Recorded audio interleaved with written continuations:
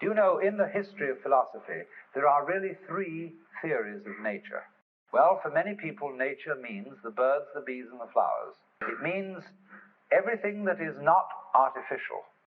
The natural state of the human being is to be naked, but we wear clothes, and that's artificial. We build houses. Is there any difference between a human house and a wasp's nest, or a bird's nest?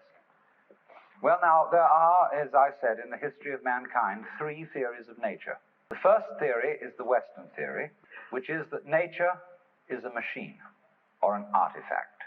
We inherit this from the Hebrews, who believed that nature was made by God in somewhat the same way as a potter makes a pot out of clay, or a carpenter makes a table out of wood.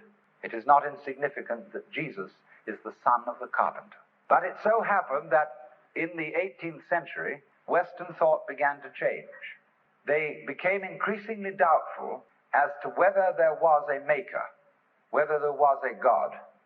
But they continued to look upon the creation as an artifact, as a machine. And by the time of Newton, people were explaining the world in terms of mechanism. And we are still under the influence of that idea. Now let me take a second theory of nature. This is an Indian theory, East Indian. Nature not as an artifact, but as drama. Basic to all Hindu thought is the idea that the world is maya. That is a Sanskrit word which means many things. It means magic, illusion, art, play. All the world's a stage. And in the Hindu idea, there is the ultimate reality of the universe is the self, which they call Brahman or Atman. That's what there is. The self, universal, eternal, boundless, indescribable. You see, everything you hear on the radio, flutes, drums, human voices, traffic noises, any imaginable sound, all those sounds are vibrations of the diaphragm in the speaker. But the radio doesn't tell you that. They never let you in on that. And in exactly the same way, the universe doesn't let you in on the truth that all sense experiences are vibrations of the self. Not just yourself, but the self. And all of us share this self in common because it is pretending to be all of us. Brahman, the ultimate principle, plays hide and seek eternally. And he does it for unspeakably long periods of time.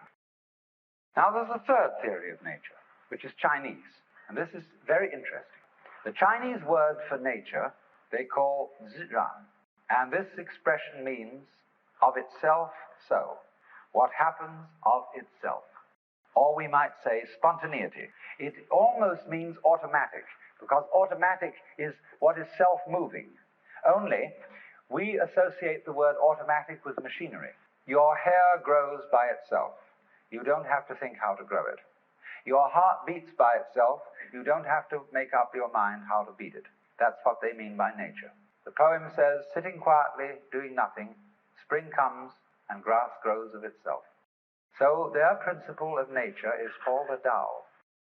Tao means the course of nature.